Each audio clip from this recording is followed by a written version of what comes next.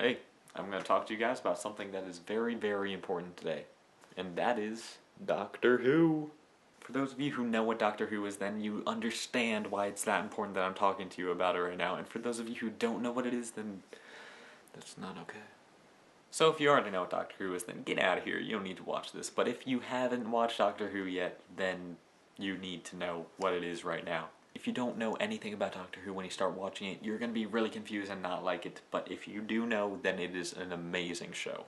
So here's a quick backstory for Doctor Who. So Doctor Who is an alien who is the last of his kind because, I'm not going to spoil it. Doctor is a Time Lord, which is a type of alien that gets to come back to life with a new face, a new personality, an entirely new body, completely changed every time he dies. It might just sound like a new person's being born, but the difference is they get to keep their memories, but that's about it.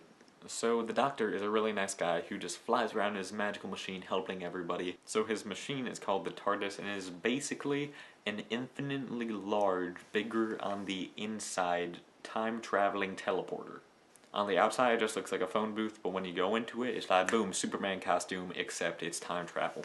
The Doctor just comes to Earth sometimes and then gets some random person to get in the box with him, and then poof, they're on some different planet, and then the other person never wants to leave because they're with some time-traveling alien. How cool would that be?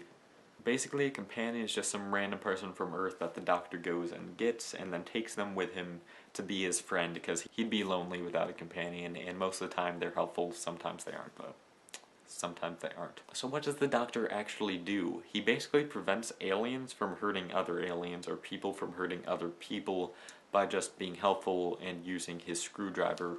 It's an all-purpose sonic screwdriver. The sounds that it makes actually does everything for him. Depending on what's happening in the episode, he uses it in different ways. Like, this thing could be used in this way, and then he just like hits it, and then it opens a door, it could close a door, it could lock a door.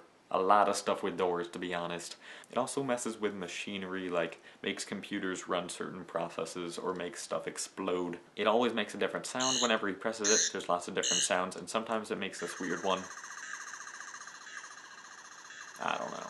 He doesn't like death and he doesn't like goodbyes, so he tends to try to keep everyone alive. So far there has been 11 Doctors, the 11th Doctor just finished. And basically the reason that the show is so genius is that when the Doctor regenerates, it's a new face, it's a new body, it's a completely new personality, so they can bring in a new actor to play the Doctor. This show has been running for an incredibly long time. There has been 11 people who have played the Doctor, and he just keeps on dying and coming back to life. And the companions change depending on which Doctor it is. For some reason the companions just leave just whenever it's convenient, and they don't mess up the plot. It's a pretty genius idea for the show. So now I'm going to go into a couple of types of aliens that you might see that might confuse you if you don't know what they are.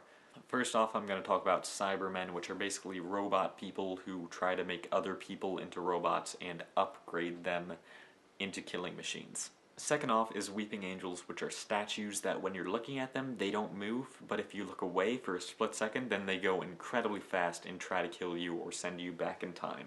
The third one is Daleks. Daleks are these evil upside-down trash cans that shoot lasers and try to kill everything, including all of the other Time Lords that upset the Doctor. Daleks are basically portrayed as the ultimate evil out of everything in the show.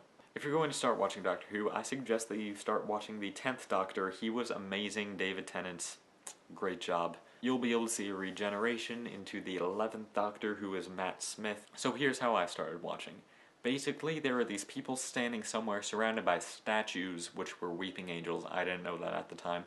And then they're like, you'll know what to do on my cue, and then the Doctor just points his gun into the sky, and then shoots, and this ball exploded, and then they were on the ceiling? What? The reason I'm telling you guys about Doctor Who before you watch it is because you don't want to get a really inconvenient spot to start watching.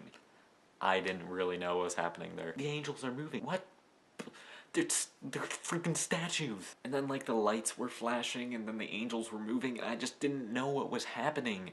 So I just stopped watching it there and I started watching a different episode of Doctor Who and it made perfect sense. So yeah, don't start at a bad time or else you're gonna be really confused. There is no good way to put this without ruining that plotline, so spoilers? Alright, so if you like this video, then like this video, leave a comment below about which Doctor is your favorite Doctor.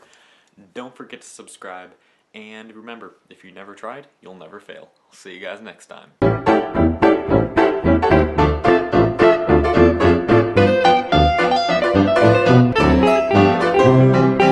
Magnets. How do they work?